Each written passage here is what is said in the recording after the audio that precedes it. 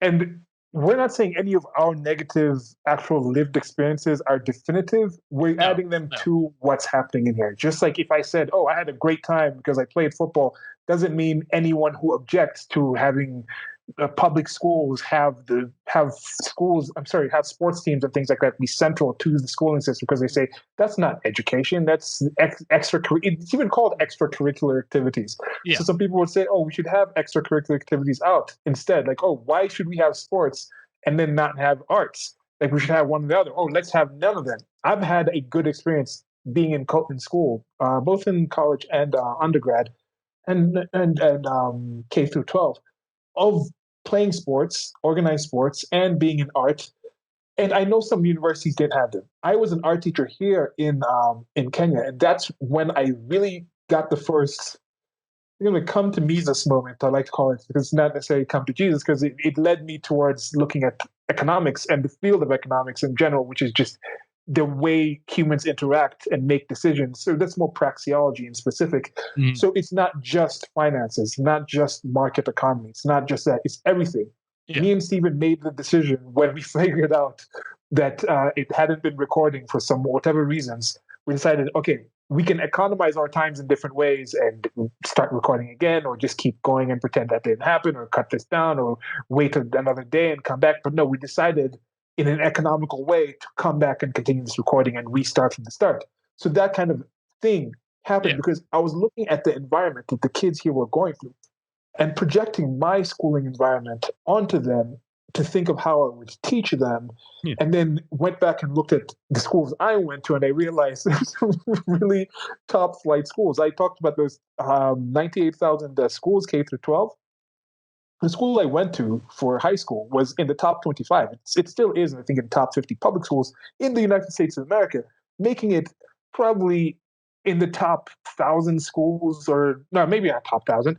It could be top 1,000, maybe the top 10,000 schools in the world. So that's the environment I was going through, and then projecting that onto other people. Yet just because you've had a good experience, just because you're a great teacher right now, just because you're doing your best, doesn't mean that's the same for everybody else. And then on the inverse, that I think we'll discuss when we talk about the first chapter here, is that's also not the way that is just because you found one negative person means everybody in that environment is as negative as this one person Right. or is as terrible as that person. So that's what we're trying to just talk about something that's actually just describing what's going on. I think that's the focus of this book, right?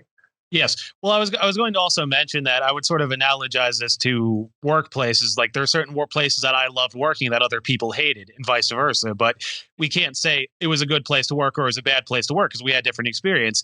I was like, there were places that I enjoyed working in that other people walked out of. There was one place I was miserable that other people said was a great place to work.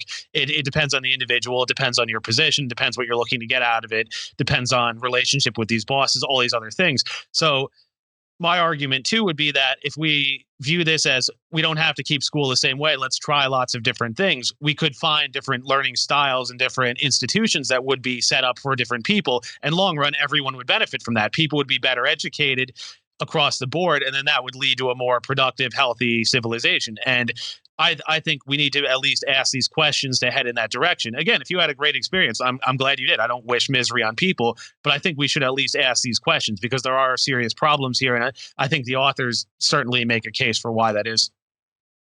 Yeah, and that's the thing with now getting to this point. I have some ideas of Yeah. different ways, forms of learning, both that I've thought Mm. of when I was teaching, and also after I was teaching, or things to do in the future when I launch a studio to get people into it. Also, ways to think of in actual animes and actual video games and creations and stories that I have different schooling systems in there. So there's many different ways of looking at things, but the momentum that has been going on pre-pandemic, which is what we're going to be focusing on mostly in this book, Mhm. has been stopped. And I think now a lot of new things are being tried. And people are trying to attempt to throw the baby out with the bathwater in this kind of situations, be like, oh, their homeschooling has failed. These things have failed. But what are you comparing it to? First of all, you're comparing it to a limited thing. Kids didn't understand that we're going to be in this. They've already been indoctrinated into thinking this way is positive. The current homeschooling and remote learning that people are talking about are things that are trying to shoehorn that factory type of learning. They're Yeah. trying to organize and demand, and it has to be taught in this kind of way. So you're not comparing something that is fair. You're not comparing different creatures. You're comparing a mutated creature of this older system that's trying to still shoehorn that whole system into this box, trying to be like, oh, we still have to limit people from involving, or we still have to have this mentality where we have physical control over the kids. Like when I was in school here in Kenya, it was you'd be in one classroom and the teachers would move around. Yeah, in the United States of America, I got there and it was like you'd move around the entire building.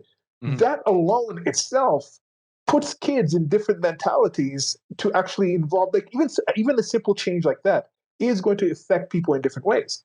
Somebody says, we need the in-person attention. I had a great time in school. My teacher was great to me. I mean, I always talked to the teacher. But if you're in class for 60 minutes and you're so excited because you had 15 minutes of your teacher's attention, that was 15 minutes less everybody else had in that class. So possibly because you were getting 15 minutes and it made your experience great, some other kid didn't have any of those 15 minutes and that made their experience negative. So there's many things to kind of think about when you're looking at this. So that's things that I think they talk about in this book, and that's things that I think you should keep in mind when we talk about certain personal experience and observations that we're going to have in this. Anything else?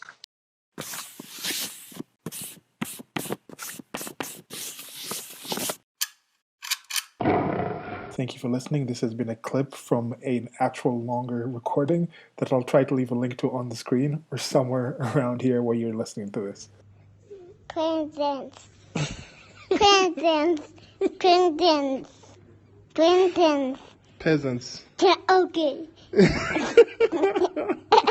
Okay.